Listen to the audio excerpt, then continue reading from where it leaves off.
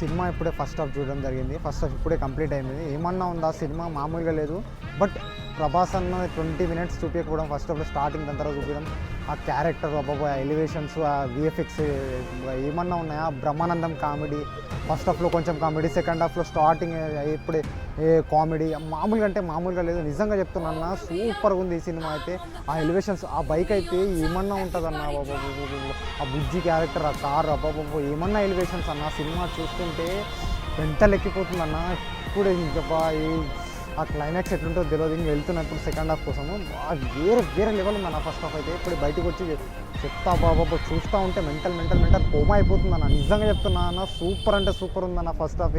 Second half చూస్తే ఇంకేమైపోతానన్న, నిజంగా చక్కెర వచ్చి పడిపోతామన్న. నేను అట్లా అనిపిస్తుందన్న ఈ సినిమాని చూసిన తర్వాత. ఎన్ని సినిమాలు రిలీజ్ అయినాయో తెలియదు కానీ ఈ సినిమా అంటే వేరే వేరే వేరే లెవెల్గా ఉందన్న. నిజంగా చెప్తున్నా.